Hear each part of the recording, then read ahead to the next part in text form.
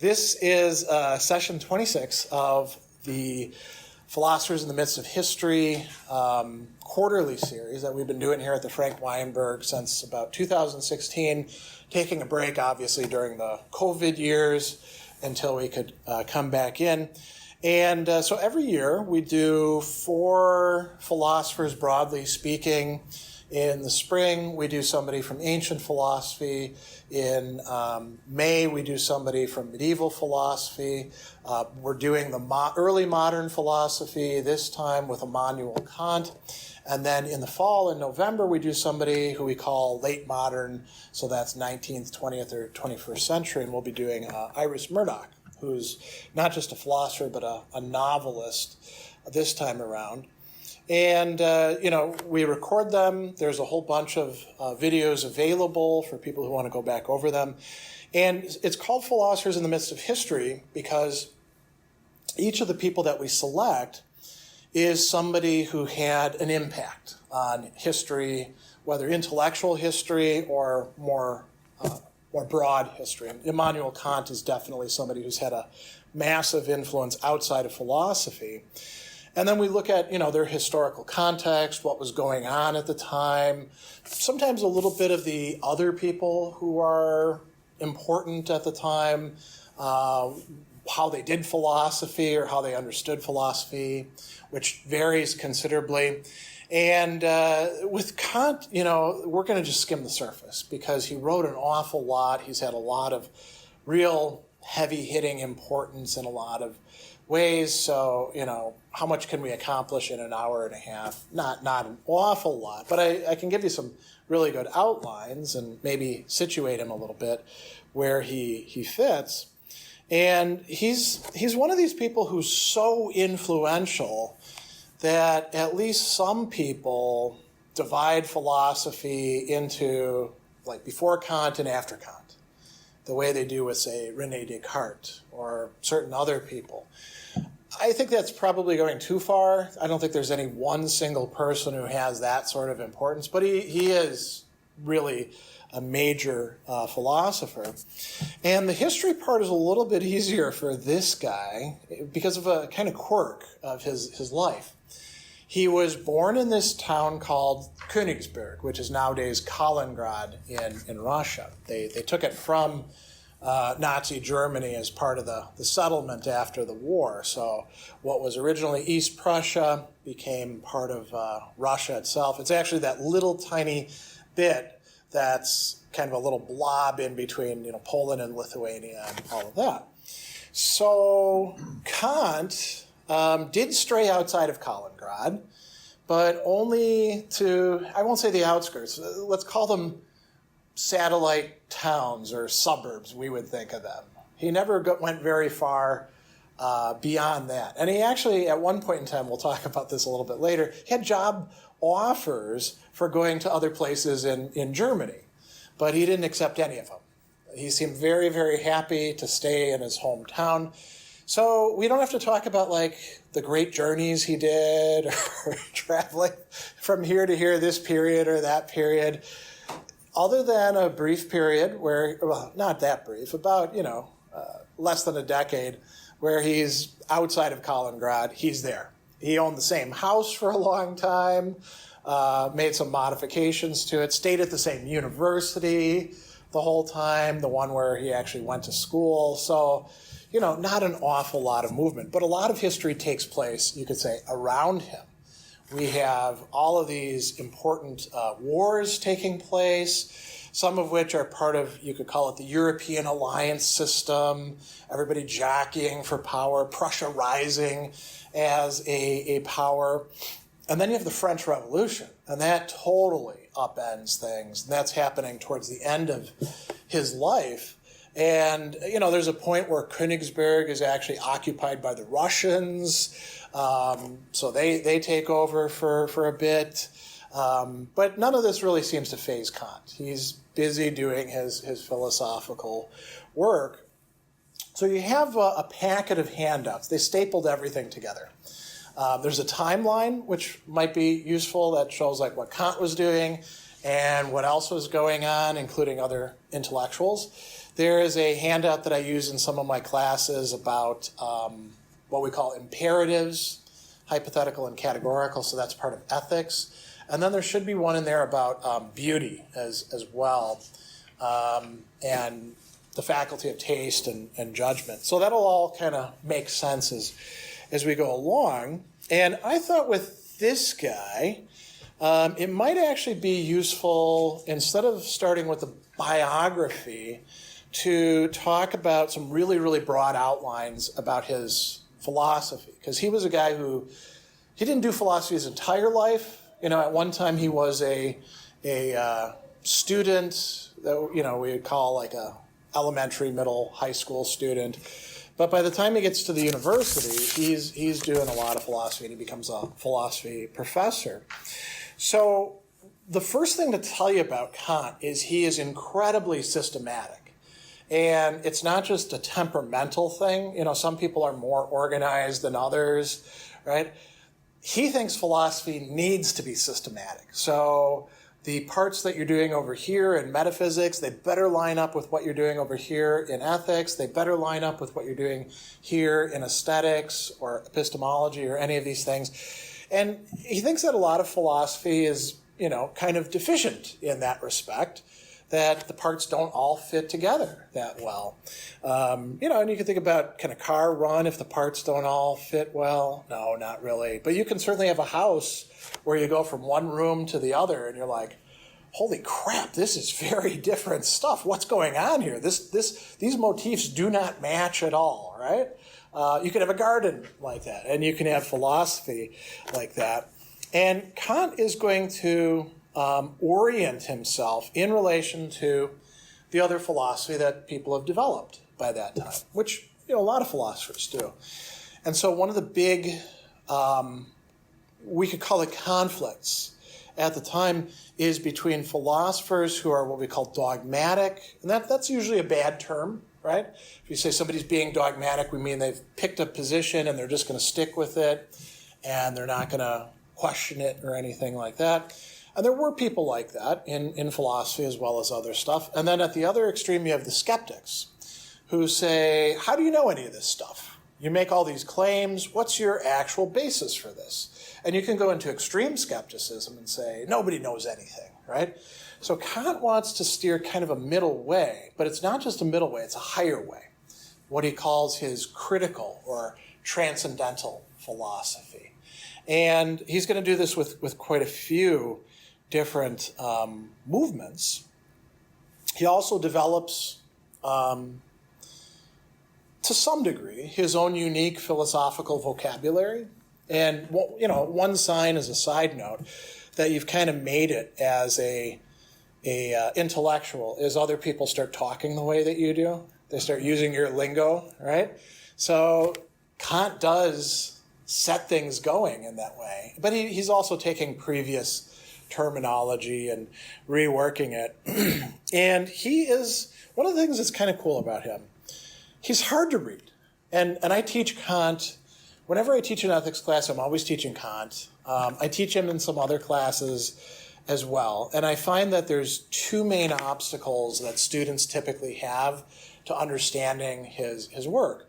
And one of them is, let's call it incredulity problems, where you understand what Kant is saying and you're like, does he really think this? How can a human being actually be committed to this point of view? And the answer is usually, yeah, he is. He's completely committed to, for example, the idea that in ethics, it's got to be purely formal. It's got to be totally universal. And, for example, doing anything from sentiment because you like people, not a good moral position, You're like, really? So there's that part. And then there's the terminology. So when you first read Kant, and my experience as a college student first reading him is I don't know what the hell I'm reading here. And I'd go to the dictionary and look up the words, and I think I'd understand it, but of course they had a different sense than what Kant was doing. So it's like a code, right? And so I help my students understand the code of what, synthetic a priori propositions would be, or, these various other things like that. And then when you do that, it makes sense because it is systematic, right? So he's using the words the same way, and you just have to get that. And Kant thinks that if you look at his works closely enough and you apply yourself, any human being can understand them. The average person off the street, if they just apply themselves as a rational human being, they can understand this stuff. And he is going to make contributions all across the board to many different areas of philosophy, not all of which we'll get to talk about. But there's what we call the speculative or theoretical philosophy that's represented by the Critique of Pure Reason and some other works. And that's, metaphysics, the study of what's real, how do causality, cause and effect or other things like that work. Epistemology, what can we actually know? How do we know things? What is knowledge? That's all in the speculative philosophy. And then there's ethics, massive field. How should we behave? What is the right way to make decisions, right? He contributes to that. He calls that practical philosophy. Then we have what we call aesthetics, and that's a term that we have in our, common vocabulary. As a matter of fact, when I was a kid, my mom used to work at a school of aesthetics and cosmetology where, they cut hair, they did makeup and stuff like that. And that's not a bad use of aesthetics because, if you're trying to beautify, there's some values there, right? But, we can also talk about, so you were talking about national parks, right? So the beauty of the Grand Canyon, that's something that Kant would call sublime. And so he's interested, well, when we say something sublime, what are we actually talking about? And it turns out to be a little bit more complicated. Or when we say a flower arrangement is beautiful, what do we actually mean by that? And can we disagree about those sorts of things? He did work in political and social philosophy and thinking about whether humankind is developing or just kind of cycling around. Wrote a few interesting essays about that. He also contributed to natural science. We don't really read him for that anymore, but when the Lisbon earthquake took place, are you guys familiar with that? It was a terrible catastrophe. Lisbon was one of the biggest cities in Europe at the time, and there was a massive earthquake, and tens of thousands of people died in that. And the question was, well, first of all, how could God allow this to happen? Right? That's a theological question. And then a lot of people were interested in well, what are earthquakes? How do they actually work? What's going on when the earth shifts like that? Kant actually wrote articles about these matters. And nobody really reads that stuff anymore, but that was an important part of his study. And then we get to something that's particularly controversial these days. He was interested in what we call anthropology, and it's not quite the same thing as we study today as anthropology, where we're looking at bones and doing ethnographies or stuff like that. It's sort of the beginnings of that discipline, a study of the human race. And Kant was committed most of his life, and maybe softened it a little bit towards the end of his life, to a sort of, it's often called scientific racism. It was part of the ideology of the time that was going to be much more strongly articulated in the 19th and 20th century. But the idea that there are different races of human beings, they shouldn't mix, they're fundamentally different from each other. Kant bought into that. But he bought into a lot of other things in his anthropology too, which we're going to look at. If we have the time, we'll talk about his rules for dinner parties, which you might say, well, what the hell does that have to do with anthropology? Well, it's part of the good life for him, So these are all areas that he's working in. And again, very broad outlines. He's a major member of two intellectual movements. And then there's other stuff that's happening that he's either not a part of and reacting to, or will kind of happen after that. So you've all heard of the Enlightenment, right? That term, and there were synonyms for that. Enlightenment is an English term. The Germans called it the Aufklärung, which just means enlightenment. And then the French called it the siècle de lumière. So lumière is light, siècle is century.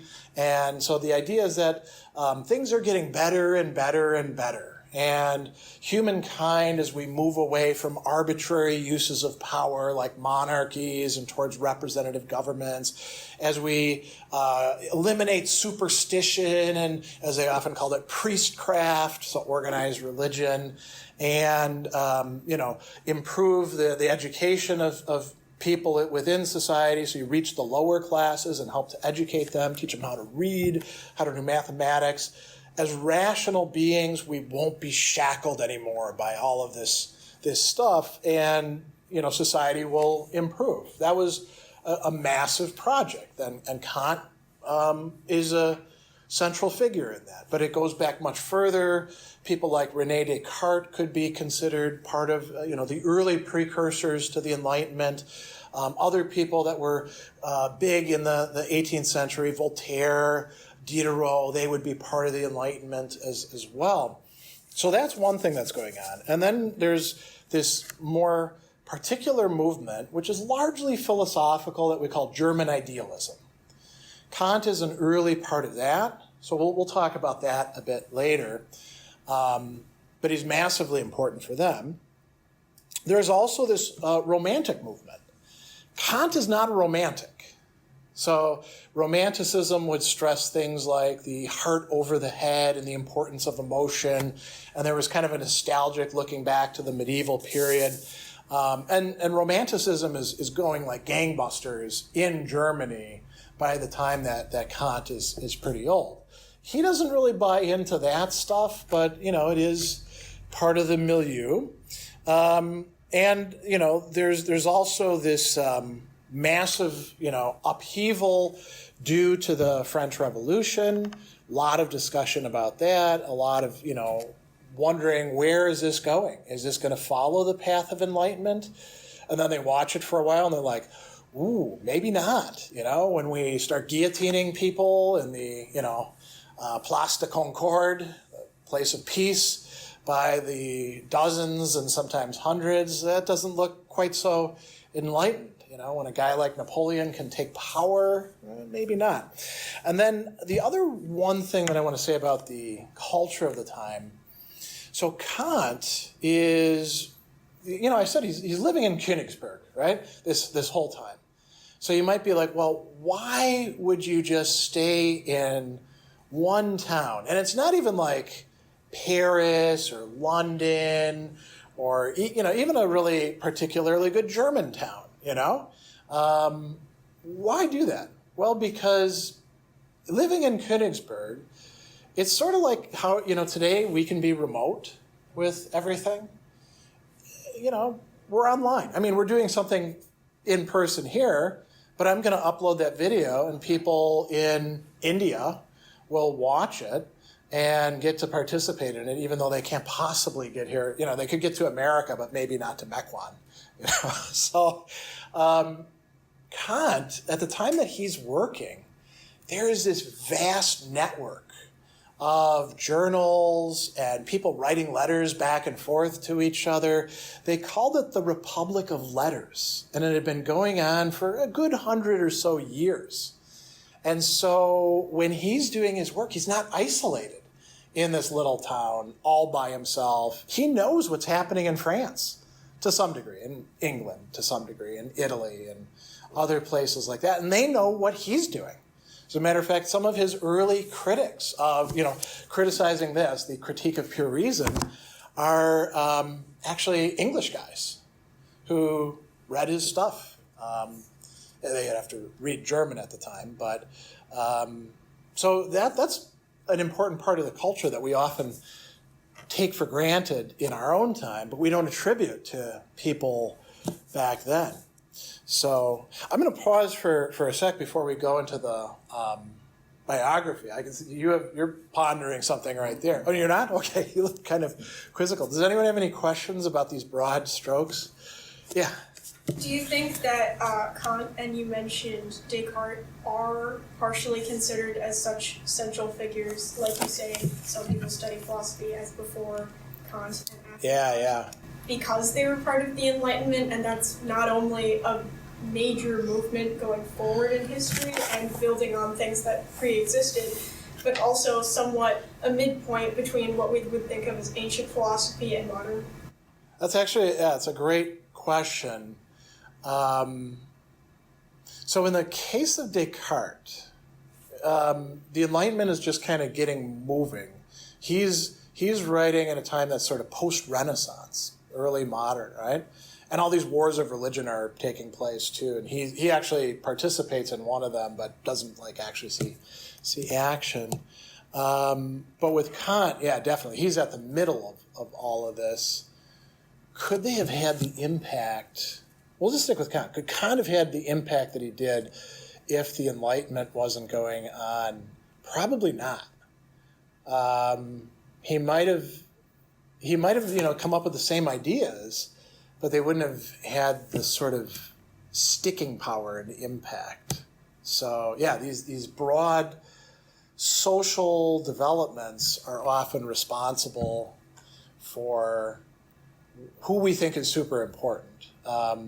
There's a guy later on, Lev Shestov, he's a 19th and 20th century existentialist, and when he was talking about Dostoevsky, who's a very important figure as well, he said, if Dostoevsky had been born 100 years earlier, nobody would have heard of this guy. There wasn't the distribution system for getting serialized novels out there. He would have just been some degenerate gambler in some, podunk place, and he could have written all he wanted. Nobody would care. So, yeah, that's an important consideration. And I suppose you also need to have enough intellectual culture where people can argue about your ideas, right? And take sides on them and reinterpret them. So, well, let's talk a little bit about his life. We're not going to hit every single point, but he's born to fairly modest parents, Johann and Anna Kant. He goes to this school called the Collegium Fridericianum, which was a pietist boarding school. And the pietists were let's call them a brand or flavor of Lutherans at the time that eventually they lead to the evangelical Lutheran Church. They're very much about individual piety, individual holiness. Come on in. And, living a life that's simple, devoted to duty. And Kant is going to get a lot of his ideas from that sort of upbringing. And you could say he imbibes the spirit. He doesn't like the letter of it that much. He's not so much into the specific doctrines, but he is going to be influenced by that. And so going to this school was important because if you were going to go to the university, you either needed to go to this school that he went to or one of the 3 Latin schools, because everything's taught in Latin at the time, And so he goes there, and his course of studies included Latin, theology for all 17 semesters. So imagine, that's a pretty heavy dose of both, right? You'd get really good at Latin. You'd know an awful lot about theology.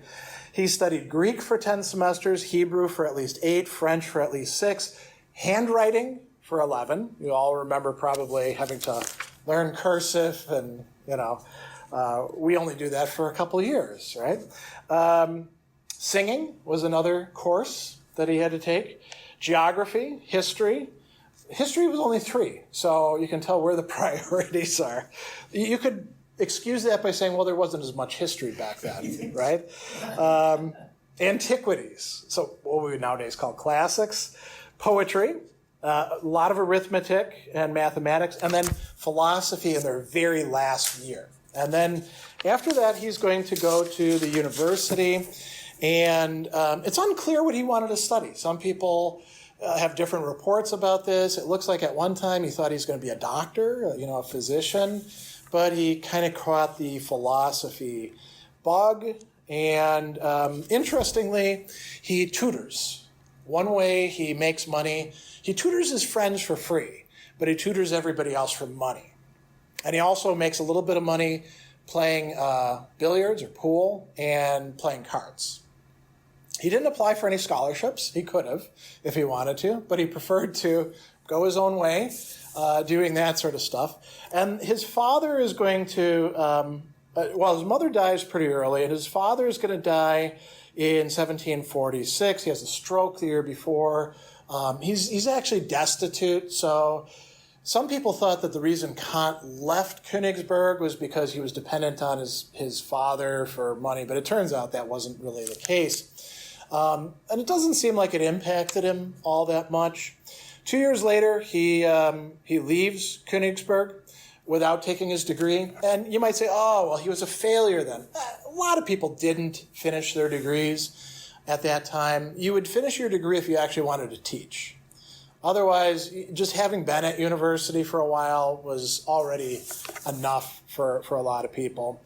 And here he begins working as a private tutor for several families in the environs of Königsberg, not in Königsberg itself, but in some of the local places.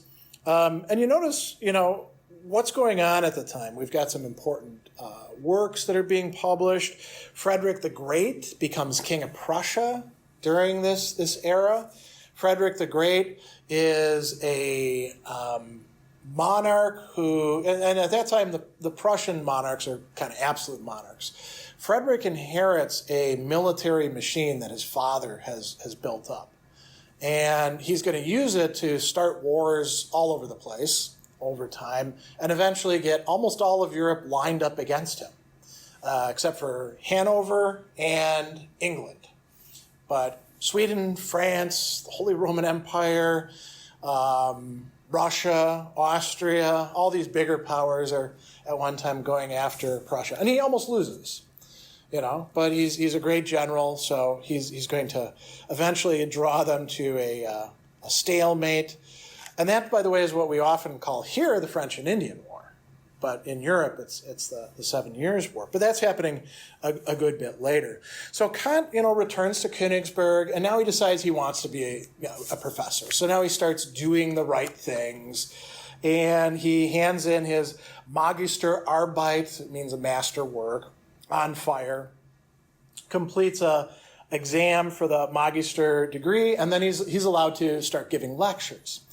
And you would make your money giving lectures. You would charge the students. That's how you would actually. It's sort of like a subscription model almost, right? We think of. Let me actually go out on sort of a side note here. So when we think of having an academic job today, we're like, well, you get hired by a college or university, and they're going to pay you this salary, or they'll pay you per course. But it doesn't matter how many students you have in your class, you're still going to get paid the same no matter what. You can maybe take on an additional course. Well, that wasn't the way it worked back then. Popular courses make more money. Unpopular courses, unpopular lecturers make less. Kant was considered a really good lecturer. And so he was a kind of a big draw. Just to give you an idea of what he had to lecture on. So the first semester that he taught, logic, metaphysics, mathematics, and probably, they guess, physics. He also taught physical geography, moral philosophy, mechanical science, fortification, pyrotechnics, part of chemistry, right? And he also would teach, natural law, something called philosophical encyclopedia, which is kind of a mishmash of stuff. And then we actually have a lot of lectures that he gave because, it was popular at the time. You write your lectures out. It's not like, you notice I just have notes and I just talk. A lot of people would lecture and they would have the notes. They weren't notes. They were the whole lecture written out, or somebody be in the back taking notes, and that's how we did things back then. So Kant, you notice in the timeline, he applies unsuccessfully for positions quite a bit early on, and he doesn't get them. He tries to get a professorship, doesn't work. He meets some important people. This guy Hamann, who we're going to talk about in a bit, Herder, who begins attending Kant's lectures, and he starts publishing things. You notice a few things published before that. 1762, he publishes The Only Possible Argument in Support of a Demonstration of the Existence of God, The False Subtlety of Four Syllogistic Figures. 1764, the Observations on the Feeling of the Beautiful and the Sublime, that's aesthetics stuff.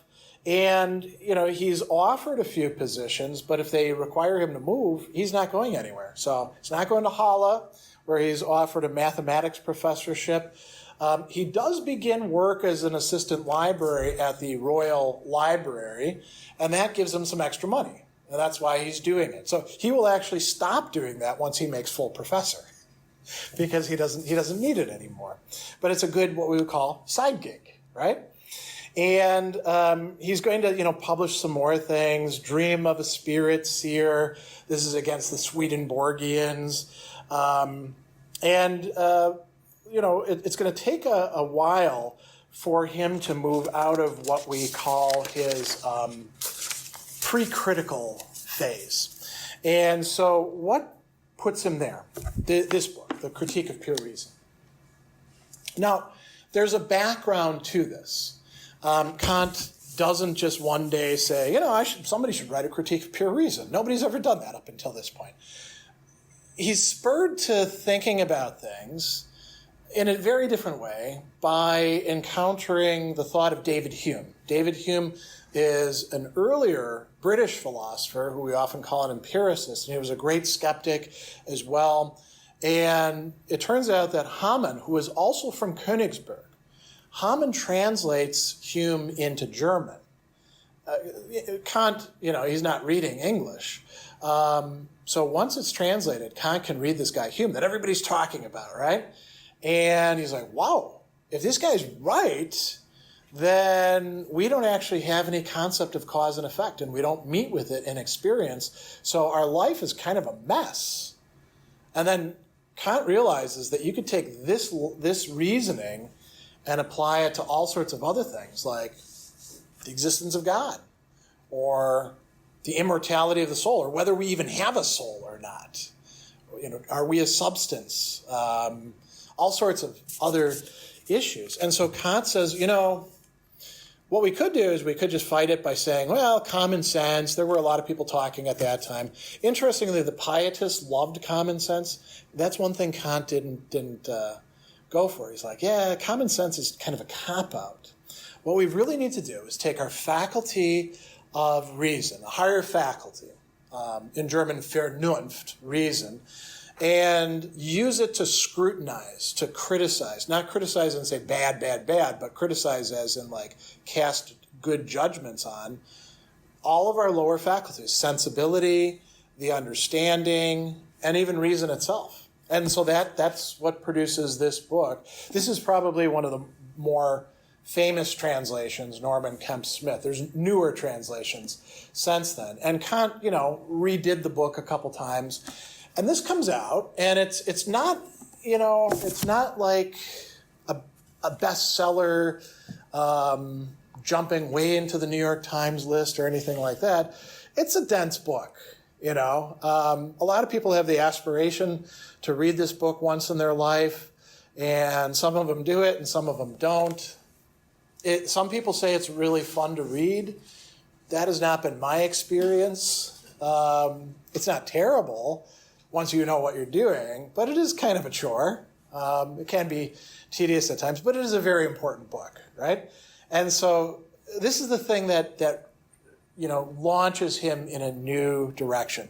And now this book is, in some respects, so confusing to people that Kant says aren't reading it closely enough and carefully enough, that he writes another book soon after that called The Prolegomena to Any Future Metaphysics. And he says, I'm going to take what I did in this book and I'm going to present it to you in a different way that might be easier to understand. The Prolegomena is pretty damn hard, too. That's what we read when I was in college. That was my first encounter with Kant. And I didn't have very good teachers when I was in college. They were kind of burnt out, getting close to retirement, not particularly interested. They had different things they were doing. One was like jockeying to become the dean, and he had a historical project. The other one was into religious studies, and the philosophy stuff was kind of a sideline. And I read the Prolegomena and I was like, what in the hell is this? So I understand some of these things, but some of it doesn't make any sense at all. And they weren't into explaining it. So I did stuff like read Descartes and Hobbes instead. It was a modern philosophy class. So he's going to write that stuff. And then he's going to write some other things. And I put on here, when Kant moves into his own house. That's not really that important. The important thing happens later on when he builds a kitchen and hires a cook. Because Kant, as it turns out, so I'll mention this is a little bit of a digression. There's this stereotype of Kant that he was a really boring guy. People say they could set their watch by his walks. Kant is coming by at this time. Okay, it's like a minute early or something. And he did take very regular walks. The only time that he didn't is when he was like captivated reading a book, Emile by Rousseau. But apparently he was quite the bon vivant. He liked going to parties and chatting with people. He was really genial. He loved having people over for lunch, or even better, for dinner parties. And we'll talk a little bit about that. And there's actually a connection to Milwaukee, a recent connection with respect to that I'll mention to you. Not uniquely Milwaukee, but some other places. And then he's going to write a bunch of other things. Idea for a universal history with cosmopolitan purpose, right? So cosmopolitan, thinking about the entire world, universal history. Where is humanity going? When we say things like, is this as good as it's ever going to get? Or are we someday going to upload our brains into computers or stuff like that? That's sort of a history that hasn't happened yet. And that's part of what Kant is trying to think about. Obviously not with computers at that time. And he's going to begin his term as rector of the university, which sounds pretty good, but it's sort of like, getting kicked upstairs. They all had to do jobs, extra jobs, these professors. He'd have to be the dean every 8 semesters as well to handle paperwork. But he's going to write some important things. So he's going to come out with another book that I typically teach in my classes, in ethics classes, called The Groundwork for the Metaphysics of Morals. And in that, he's going to articulate some of his really important ethical ideas.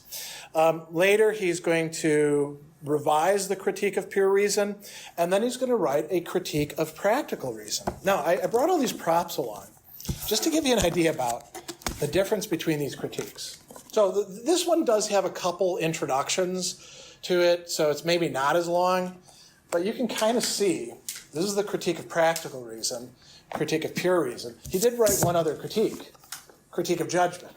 So which one gets the most space? It's not the critique of practical reason, but that's actually a really great work. It's nice, it's short, he's grappling with some really interesting topics.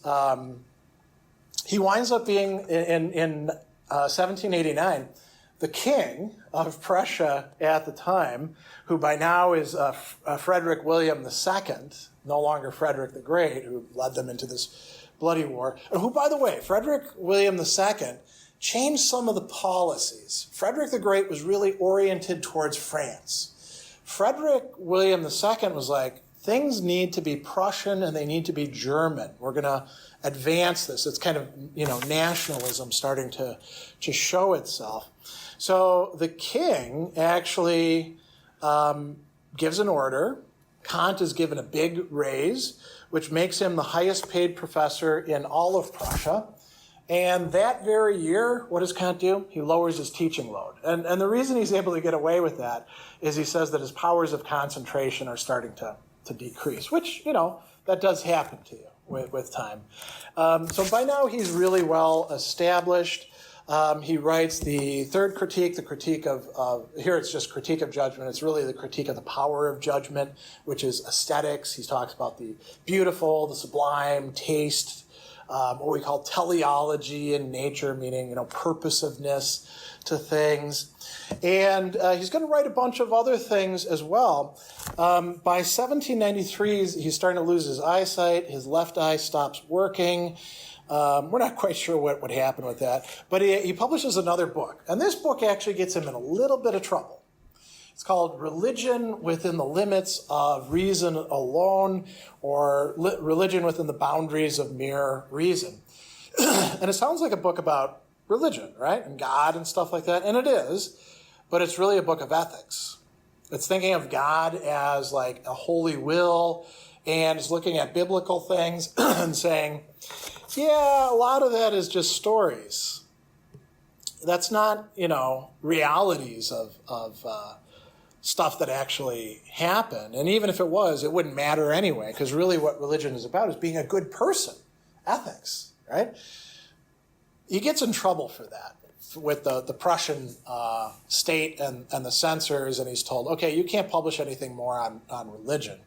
And he doesn't until Frederick William II dies. And then, he does again because he figures, well, I'm no longer bound by this.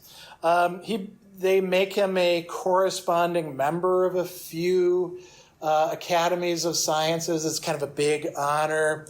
By 1796, he stops lecturing, and by this time, a lot of important things have taken place. The French Revolution has happened, the wars have begun, Prussia has gotten involved with that. There's a lot of important things that have been published. The Rights of Man by Thomas Paine. Mary Wollstonecraft publishes A Vindication of the Rights of Women in 1792. Fichte, who we'll talk about in a bit, he publishes An Attempt at a Critique of All Revelation. So, something that's really taking a hard stand, sort of applying Kant's point of view. Poland is being, cut into pieces all of this time. And the third partition of Poland takes place, and there's no more Poland after that. Prussia, Austria, and Russia have taken all of that. Frederick William II dies in 1797, and Kant then can, publish basically whatever he wants, but he's also starting to decline as well. He publishes this interesting book, The Anthropology, from a pragmatic point of view, which is all sorts of weird, interesting observations about different peoples of the earth, but a lot of other stuff that fits in with these other books, too. And he's going to eventually retire from his professorship in 1801. By 1802, he's no longer reading or writing. He's just kind of, living his life.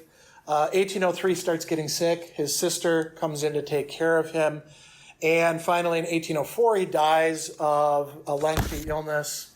And it looks like he'd been in decline considerably for a while before that happens. And reputedly, his last words are, "It's good." He lived a long time, had a lot of stuff going on. He actually did entertain the possibility of getting married at one time, but decided against it. It would be less complicated not to get married and share a household and stuff like that. So that's biography, right? And we haven't gotten yet into like the big themes of philosophy, but it's a good place to take another little break. And does anybody have any questions, or does it spur any thoughts on your part? Or yeah, go ahead.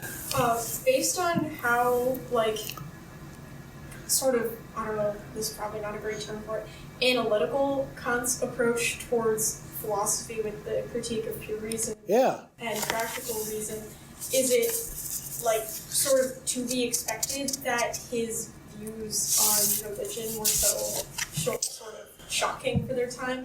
If someone's going to be so analytical, do things as abstract as religion fit in, or is it the nature of philosophy that things can be both analytical and abstract?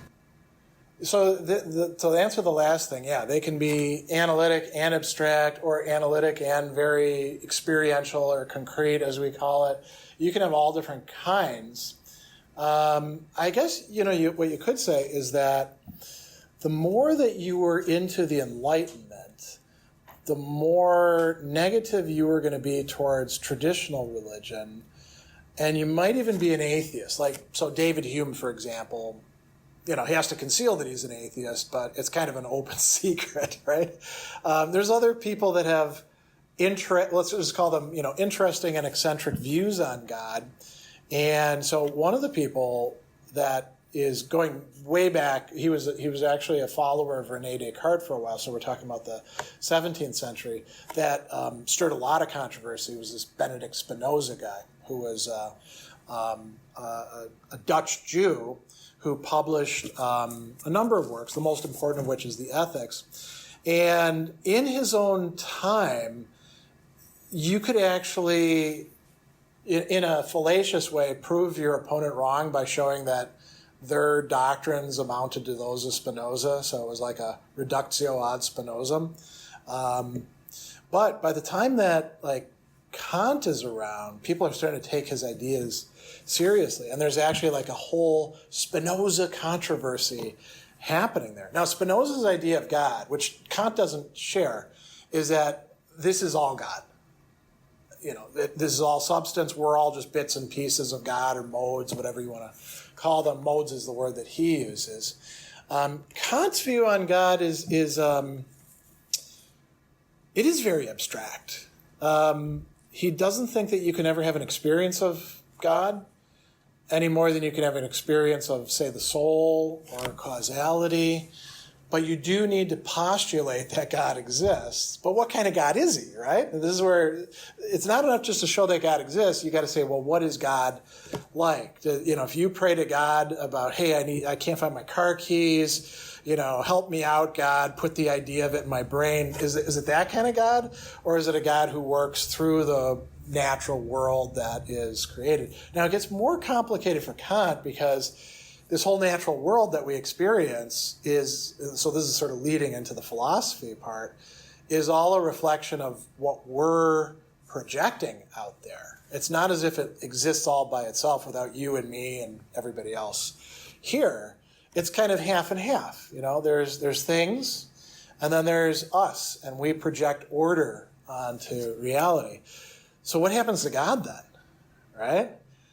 It becomes a very abstract kind of God, and a God who we can idealize as whatever is best. But that's not very satisfying to Orthodox religious believers, especially people who think, hey, the Bible is the privileged source of revelation, like Lutherans of his time do. So, yeah, you can easily get yourself in trouble back then in ways that I would say, if this were 15 years ago, we might say nobody really worries about that stuff now, except in backwoods areas. But we've seen sort of a resurgence of that very traditional attitude about God and religion and revelation on the rise in recent years. So yeah, go ahead. Well, with regard to his ethics, from what I've limited reading, did he kind of secularize, so to speak? You can use that as a verb.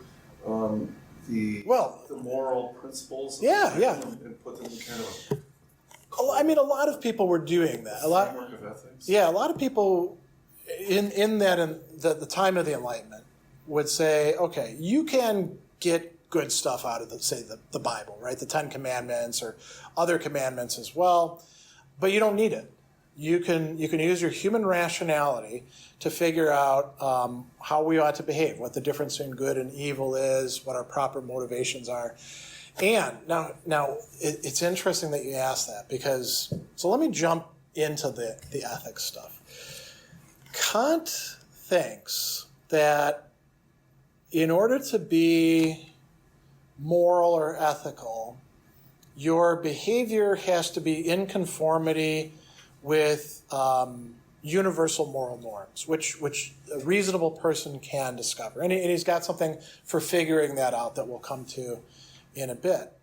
And not only do you not need religion to help you with that, if your justification for why you behave morally is, well, I want to get to heaven and I want to avoid hell, or a divine being who knows better than me told me I should act this way, Kant says that's without moral value.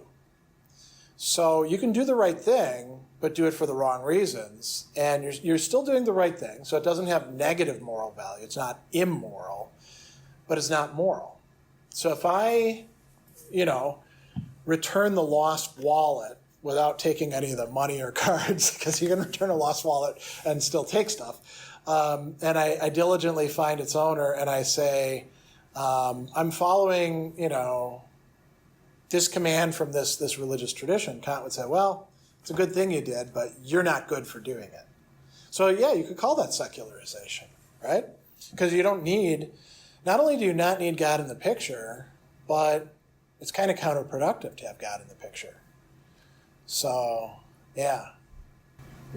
Following up on that with the wallet, let's say you return the wallet and you said, I'm giving it back to you because I know what it would feel like if I lost it. Would that qualify or not? Well, that's an interesting one. So Kant doesn't consider anything quite like that.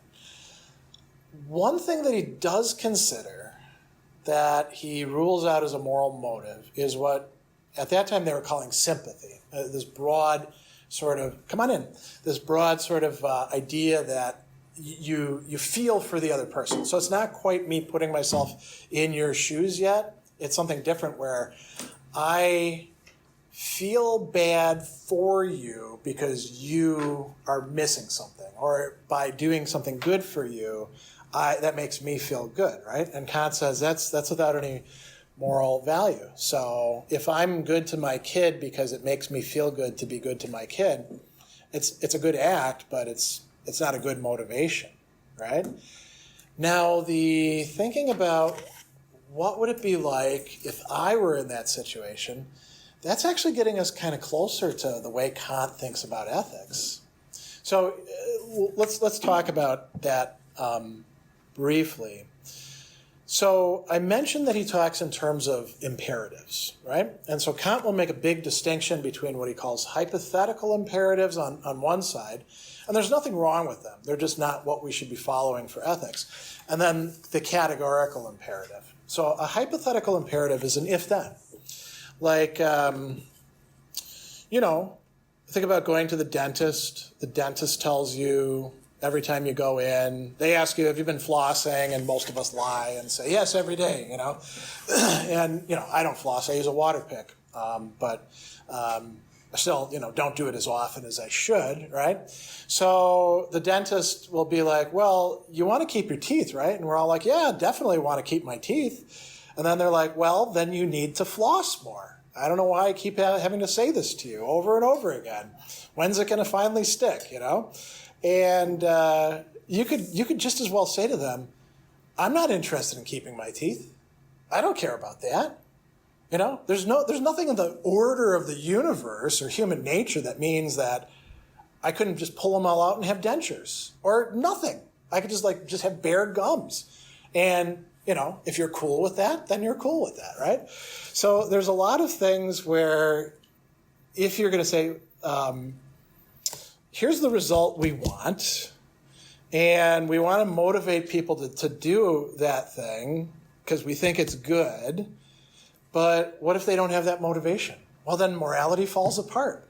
You could say you should put money in the college fund for your kids just in case they're going to go to college and not use it to buy liquor or, go to the casino and gamble it away or spend it on concert tickets and T-shirts or stuff like that, right? And I think all of us would probably agree with that. You should set some money aside for the kids that you've brought up or parented. But what if somebody's like, yeah, but I just really enjoy going to concerts, and my kids will be fine. You cannot base morality on hypotheticals like that. It's not enough. So we have this categorical imperative, he calls it, and he has a couple formulations of it. We usually use the first two more than the third. The first one, which kind of gets to what you're talking about, it says, act always on the maxim, so a rule for what you're going to do, you're describing what you're going to do, that you can will to be a universal law of nature. So if I, think about stealing somebody's wallet, I think, can I make it a law of nature that anybody who wants what somebody else has will steal it? What would that do to society? Or even better, what would that do to the whole notion of property? If we don't have any recognition that, like, this is mine and not yours, and whatever you've got is yours and not mine, the whole concept breaks down. And so we have a logical contradiction. And we could even say, all right, there could be some things. Here's an example. Should we develop our capacities, or should we live, now Kant was wrong about this, like those South Sea Islanders in Fiji who just lay in the sun all day and eat coconuts and don't do any work and don't develop themselves or their culture at all?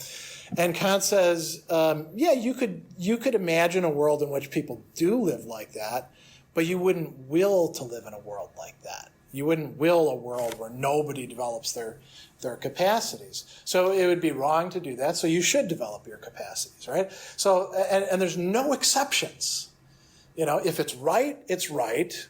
And Kant doesn't want to hear any of your excuses or reasons why in this situation it's not required of you. He actually says this is the most common human tendency to say everybody else should behave this way, but I get to not do that, right? So that's the first formulation. And then the second formulation, which I think is a little bit easier to apply, he says, act always so as to treat humanity in yourself and in others, never as a mere means, but always as an end in itself. So something that has value or dignity in itself. So that rules out a lot of ways in which we use people. And we merely use them. And it can get a little tricky. Kant says that, commercial transactions are voluntary, so we are treating people as means, but we're also treating them as ends in that. I often bring up education with my students, and I say, do you think I'd be here if I wasn't getting paid? No, not here, because I do this, gratis, right? But, I don't show up at Marquette University unless I'm getting paid. And they're like, no, of course you're here to get paid. And then I'm like, well, does that mean that I'm just using you as a means to put money into my wallet, or my bank account, really, because they don't pay me in cash? And they're like, well, some of them are like, yeah, I guess you are using me. You're not a good person from a Kantian perspective. And then others are like, well, you care about our education, and you are like teaching us about Kant or Descartes or Aristotle or whoever, and you're not just teaching it, a purely antiquarian motive. You think this has something to do with our life and all of that. So I am treating them as both a means and an end, right? So that's kind of a cool, rule. And you can apply it like in business ethics. You can apply it in medical ethics. Is it okay, for example, here's a classic 1 in 5 problem, sort of like the trolley problem. You're a surgeon, and you've got 5 people in your hospital, and 2 of them need a kidney or they're going to die. 1 of them needs a heart. What were the other 2? 2 of them need lungs, right? And in comes your patient for a flu shot, and he's in great health. And, you're like, these 5 people are going to die. And so you ask the guy, hey, would you mind if we harvested your organs? Because you'd save 5 people. And he's like, absolutely not. I'm just here for a flu shot. And so you're like, all right, let me go get your flu shot. And you actually go get a sedative, right? And you're like, here you go. And you shoot him up. And then you take him in back and you cut him up, and he's going to die as a result. So from a Kantian perspective, no way. It doesn't matter if he would save 1 million people. It would still be wrong, right? Because you would be using him as a mere means to the end of these other people's lives. Even though that's a good purpose, it would still be wrong, right? So it's very uncompromising. The nice thing about Kantian ethics is that you know exactly where you stand. The thing that's not so great about Kantian ethics is usually it's telling you got to do stuff you don't want to do. And I'll say one other thing about Kantian ethics. Kant says the only time that you can really be, you can be convinced that you are not doing something out of like secret motives of self-love is when you make yourself do something out of duty because you don't want to do it. So any other time, like if you're being a good person, maybe you get off on being a good person, you know? Maybe you like people saying nice things about you. The only time you can be absolutely sure that your motive is completely pure is when you don't want to do the thing you know is the right thing to do.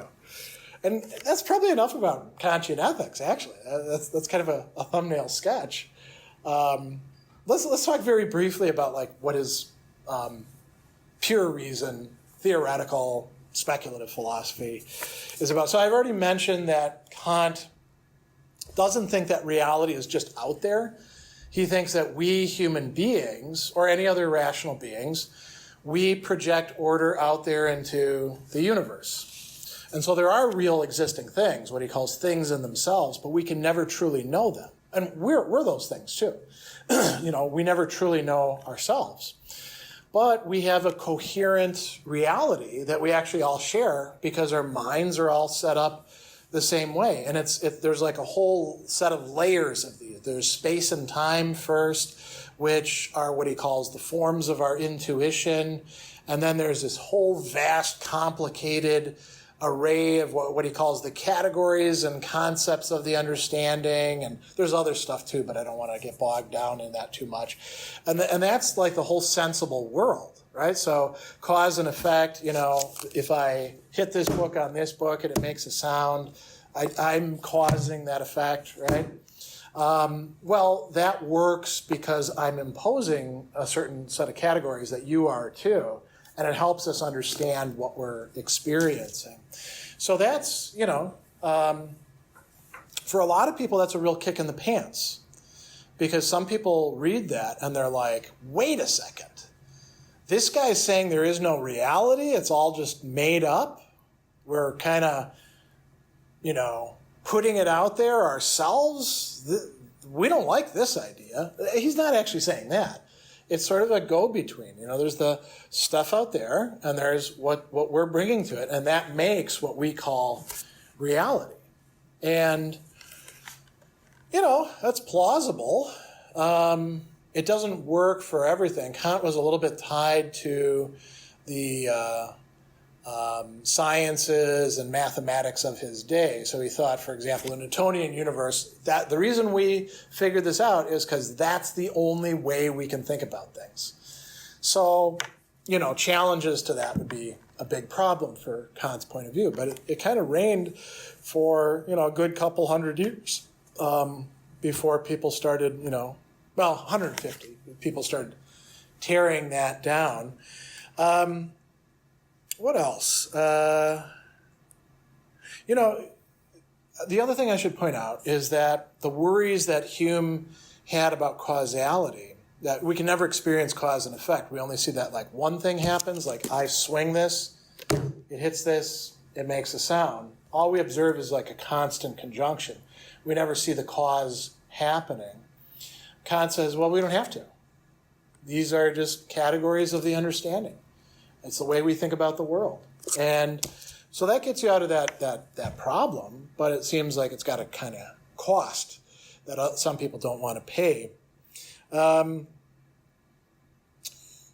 back to the religion thing, you know, the other thing that fits into the speculative philosophy is in philosophy we often produce arguments for the existence of God, and Kant labeled them, you know, ontological, cosmological, teleological, and Kant says they all fail. None of them actually work. So, you know, that can get you in trouble in religious times to say stuff like that. But he's got another proof that he likes, the moral proof. We have to postulate that there is a God who regulates the universe in such a way as good behavior results in happiness. You know, not a great proof. frankly, but he bought into that. And then we have, the aesthetic stuff that I mentioned in the Critique of Judgment. We have, analyses of what is it when we say something is beautiful or sublime. And let me pause on that for a moment. So, Kant thinks that moral rules are totally universal. Every rational person, if they're being rational, can grasp them, right?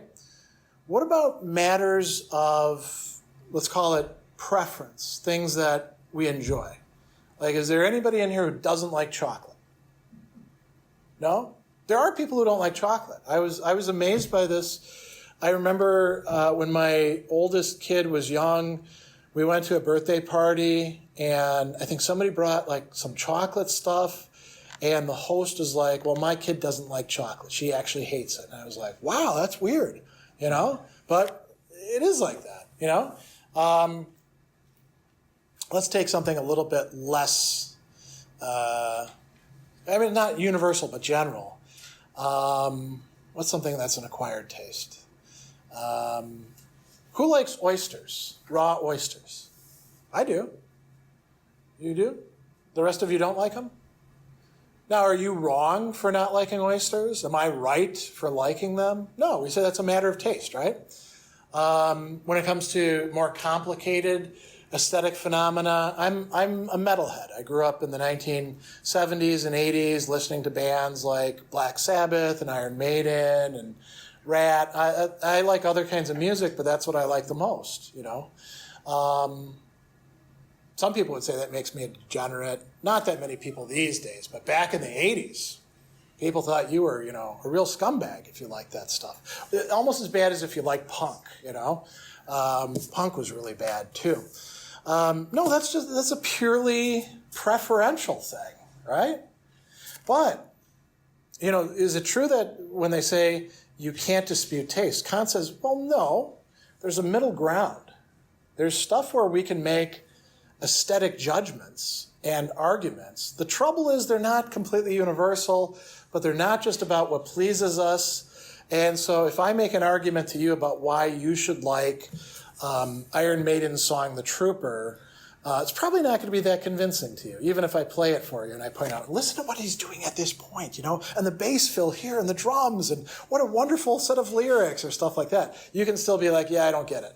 And you could be like, instead, you should be listening to Duran Duran's Hungry Like the Wolf, because what a wonderful song that is, too. Look what the horns are doing here. And, what a brilliant lyric. Do, do, do, do, do, do, do, do, do, do, do, do, do, do, Each do means something different, right? You can come up with some justification. And I could be like, that's BS.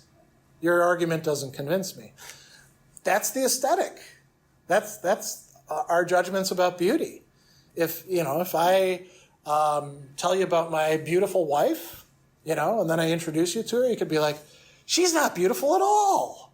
I don't know what the hell he sees in her, and I could be like, well, let me, like Shakespeare, let me number the ways, right?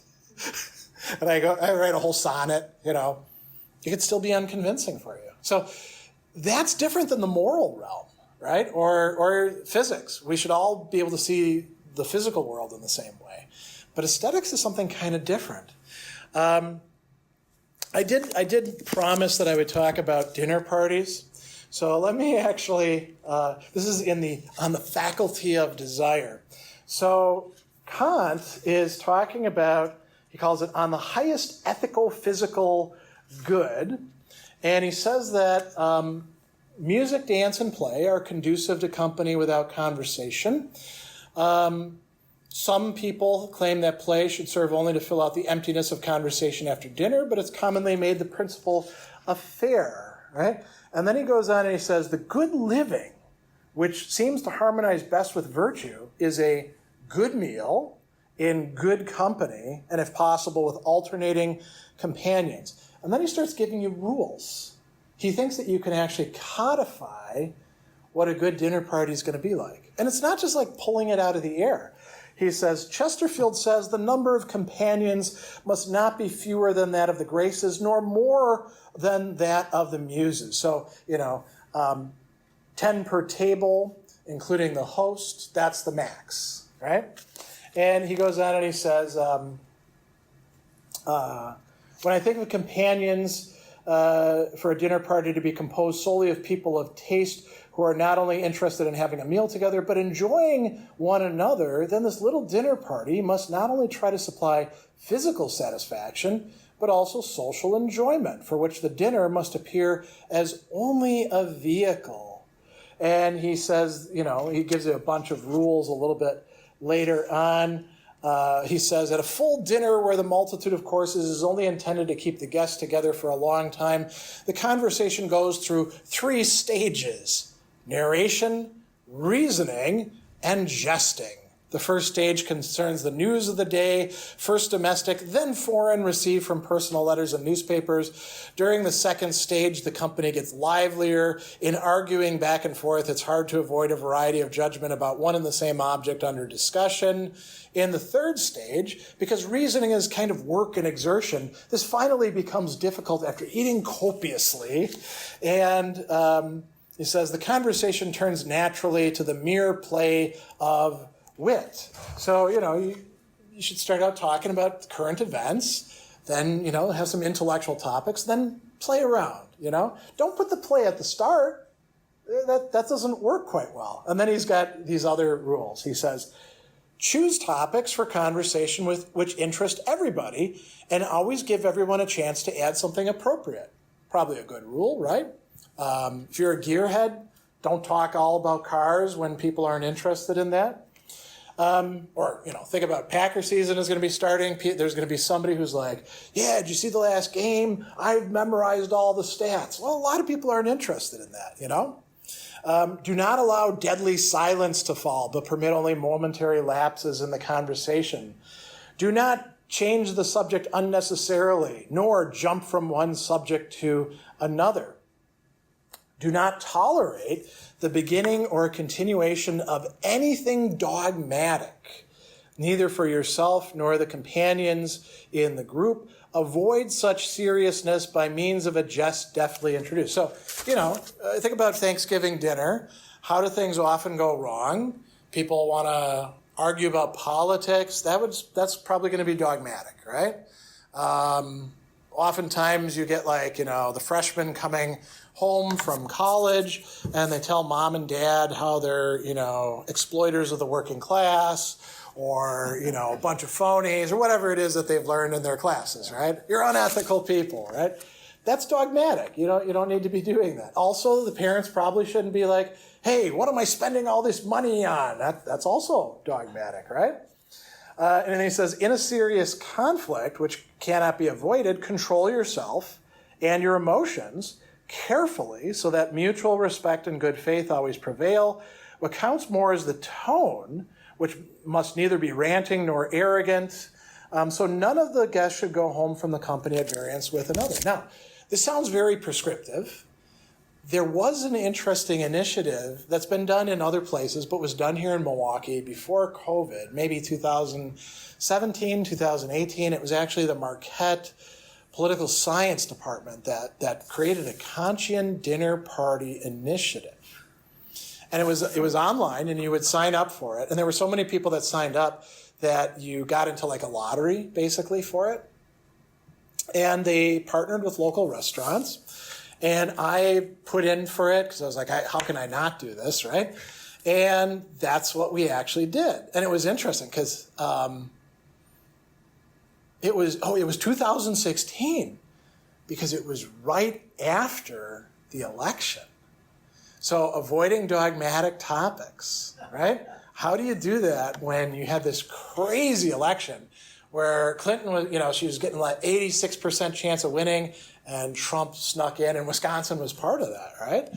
So it was quite interesting. They unfortunately didn't follow up with it, and the people who ran it just kind of let it fall apart. I'd like to start it up again because what they did is they did it as an experiment. If we follow these rules, will it produce a better dinner party among people who don't know each other? Kind of an interesting thing to put to the test. We're going to run out of time before too long. I do want to bring up one other set of things, and then maybe we'll do some more Q&A. So I mentioned, important historically, Kant. What are his influences? So, it's not as if you couldn't understand contemporary philosophy without reading Kant, but he is pretty important. Within what we call German idealism, he's massively important. He's like the father, in some respects, of that.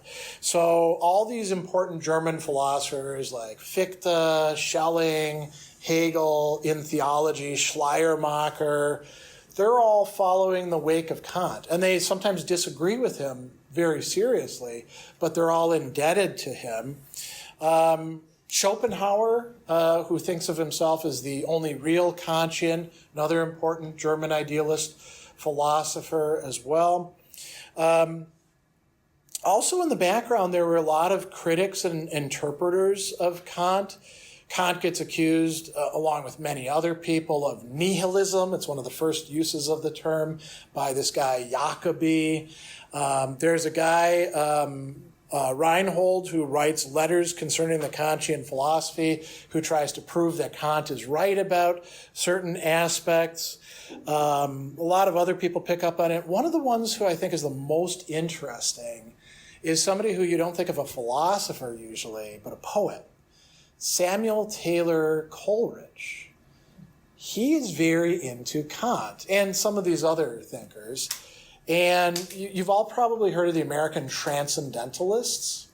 So they are incorporating, among other things, transcendental philosophy, which is Kant's philosophy, coming through Coleridge, reinterpreted, and they read Coleridge and get that, as well as reading some of these other idealists.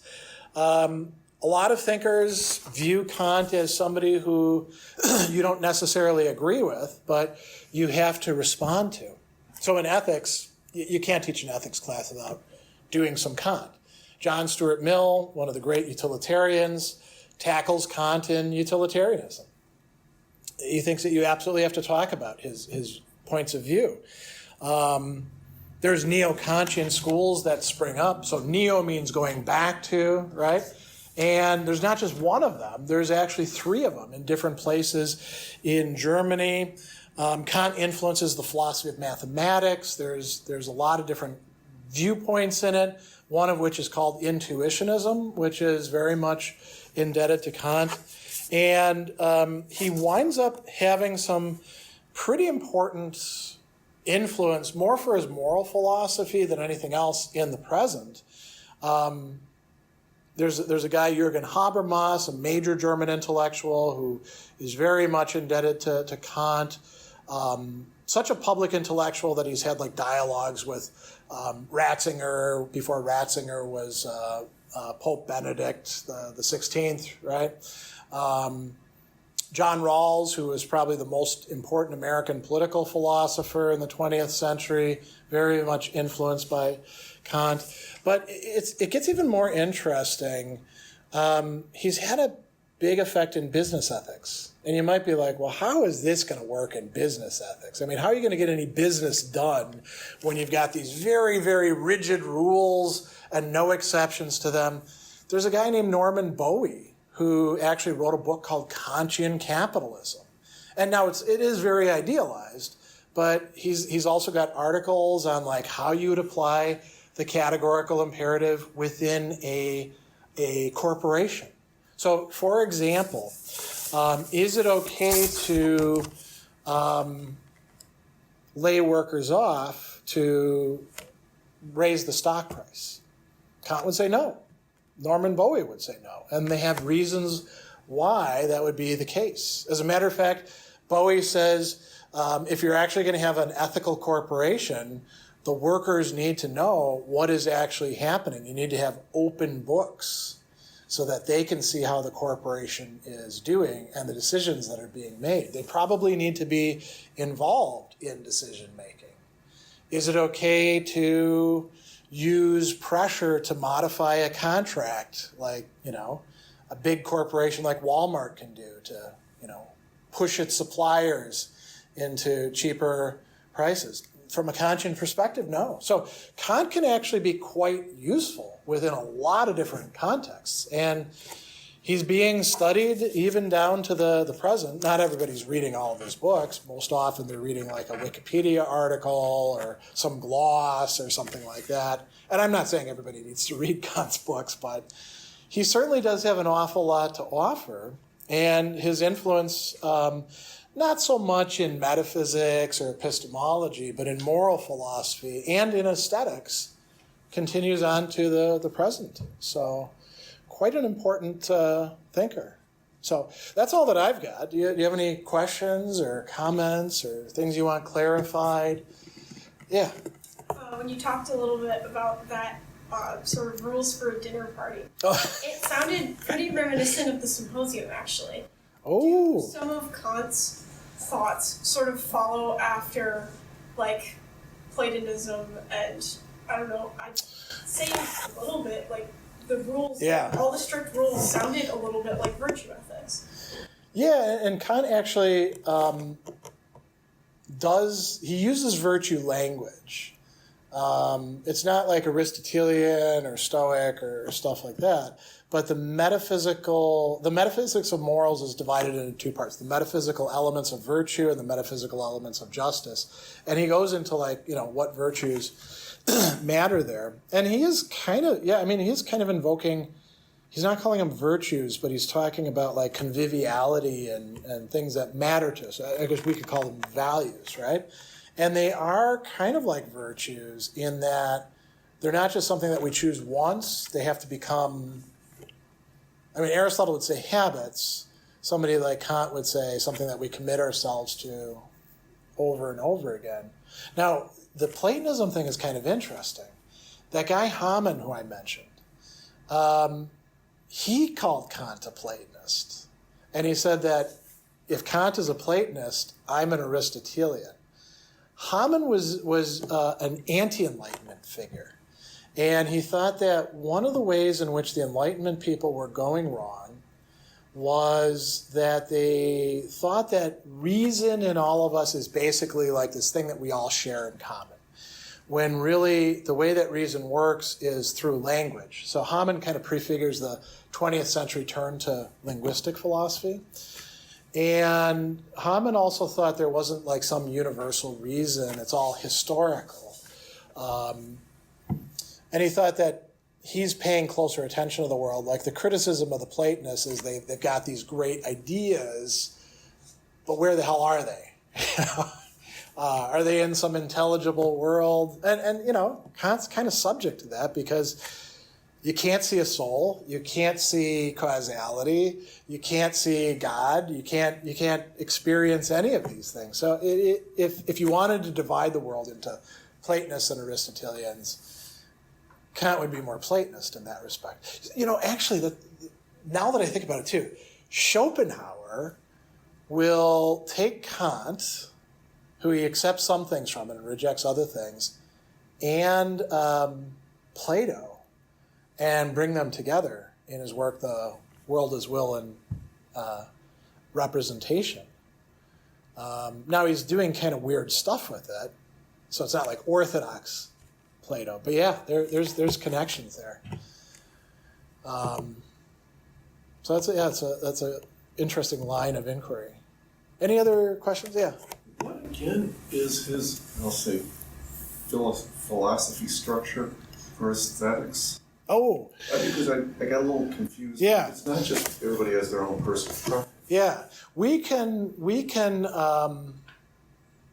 give reasons for our judgments that something is beautiful or ugly, the opposite. When it comes to the sublime, it's a little bit trickier because the sublime is like the clash of our faculties and things go beyond our faculties. So like you're looking in the Grand Canyon, you're like, holy crap, look at this, and you're sort of overcome by it, or you look at a giant mountain. But with the beautiful, so, I create a flower arrangement and I think it's beautiful, and you're like, that's boring, and we start talking back and forth. If it really is just a matter of pure preference, you and I can't have any productive conversation. But it doesn't work the way that at least in theory, moral matters should work, where you're like, I'm like, hey, I found this wallet. I think I'm going to keep all these cards, and then I'll return it to this guy. And you're like, come on, that's not the right thing to do. And I'm like, well, that's curious. Why do you say that? And then you give me reasons, and eventually I'm like, yeah, okay. Goes against my inclinations. I would like to have the money in here, but imagine there's concert tickets. The library will be closing in about 30 minutes. If you need a library card, please go to the circulation desk to apply for one now. Library cards cannot be issued after 7:45. Also be aware that internet computers will be turned off shortly. Thank you and have a great evening.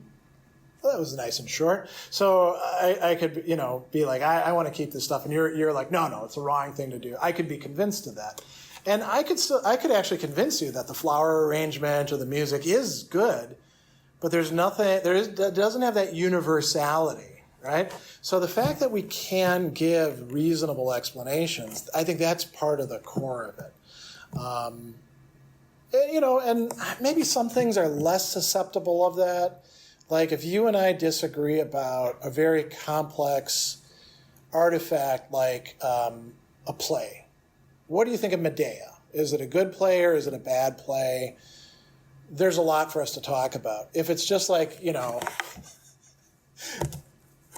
have a soda, I bring in Coke and Pepsi, and you're like, well, I like the Pepsi. And I'm like, I prefer the Coke. And I'm like, why do you like the Pepsi? And you're like, well, it's sweeter, Okay, there's a reason. That's not much of a reason. You just like sweet things. I like more bitter things. Actually, when it comes to colas, I like RC the best because that's bitter more than Coke or Pepsi. It's just hard to get a hold of.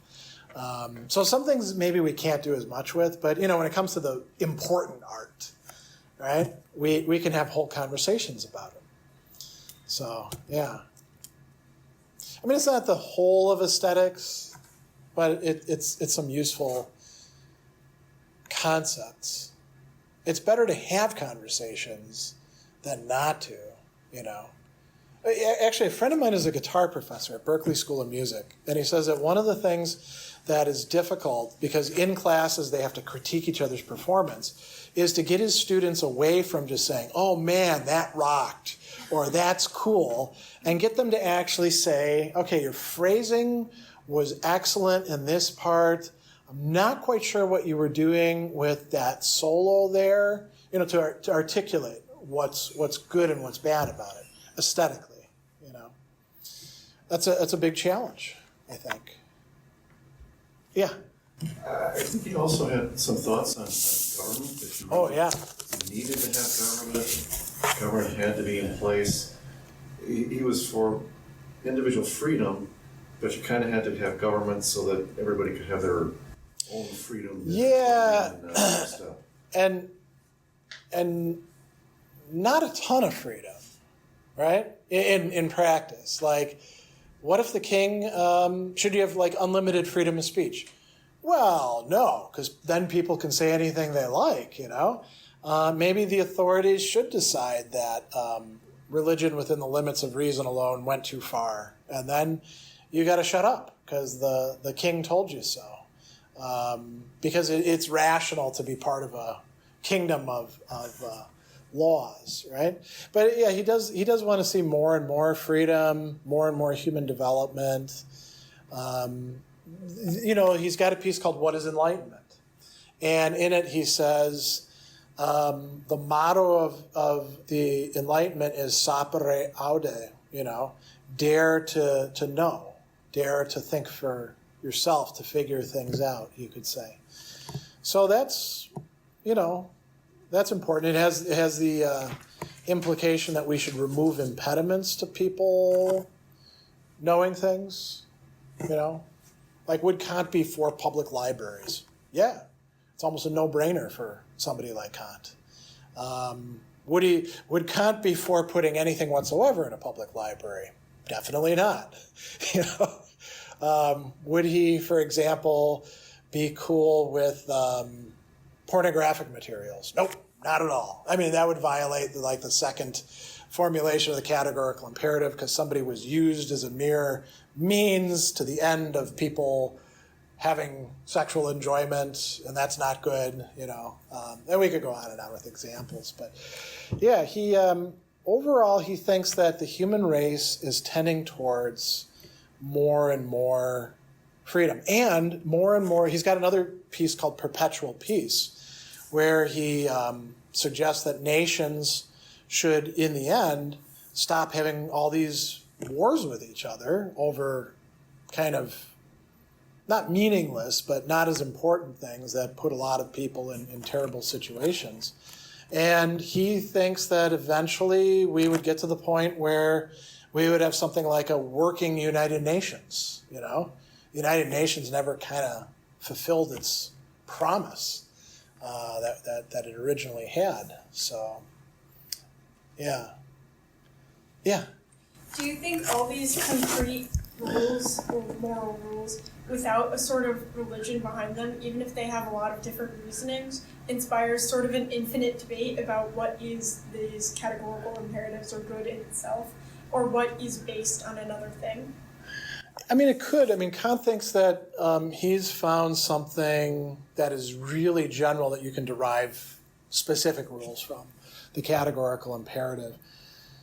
It didn't put an end.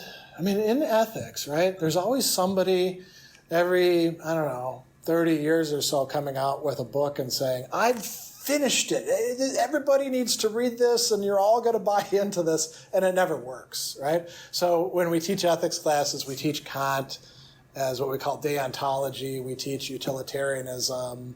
We teach Aristotelian virtue ethics, some other things as well. And interestingly, a lot of these will overlap with each other, like they'll come to the same conclusions. A utilitarian could say that you should return the wallet, so could a virtue ethicist, but they have very different reasons for that, right? A virtue ethicist, because honesty and justice are virtues that you should cultivate. They're good for you to have. Kant, the right thing is the right thing, and you should do it that way. Utilitarians, it works out better for society when we all return each other's stuff, But, one thing that they do agree on is you don't actually need God in the picture to make it work. Sometimes people say, well, if you take God or religion out of the picture, then anybody will do anything to anybody. And I think the right response to that is, well, I'm not walking down a dark alley with you then, because maybe you'll quit believing in God and then you'll kill me. If I can't be motivated to do the right thing, whether God is in the picture threatening me with hellfire or not, I'm in pretty bad shape, right? But you could say, well, that's fine for individuals. What about society as a whole? And that's a different question, right? But it's not as if we have consensus in most societies, even ones that appear to have just like one overarching transcendent point of view. There's often people who are just kind of going through the motions. There's some who are secretly violating the rules, just keeping it to themselves. So I don't know that the God and religion thing helps out that much, I mean, Kant would say you should definitely believe in God, but it's a very, and we've used this word, abstract kind of God. And you shouldn't rely on belief in God to motivate you to do the right thing, right? But in point of fact, there are some, if there's a guy who's otherwise going to kill me, and he does happen to believe in God, and that if he kills strangers with no good reason, he'll go to hell, and so he doesn't kill me, that's a good result. But what if his belief wavers?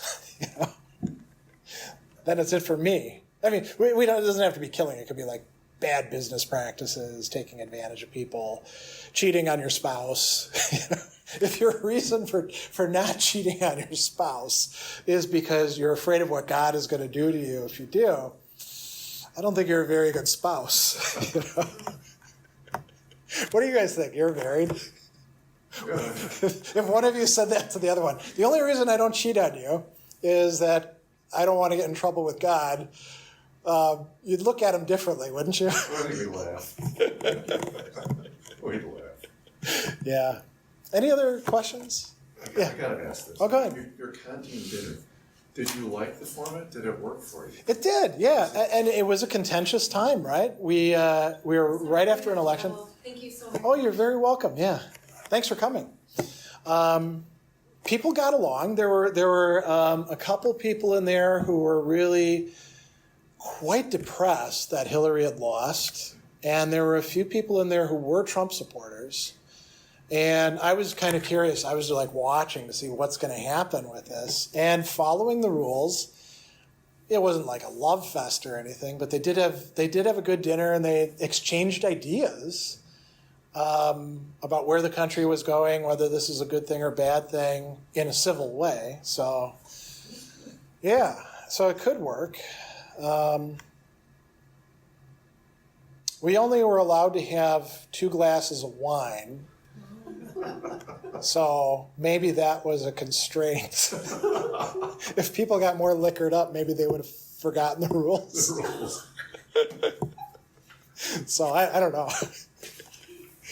But I think it's a great idea, and I would love to organize something to make it happen again, you know? And it's been done in other places, like in England and Scotland, and I want to say a few other places over in Europe as well, and I think maybe in a few places in America.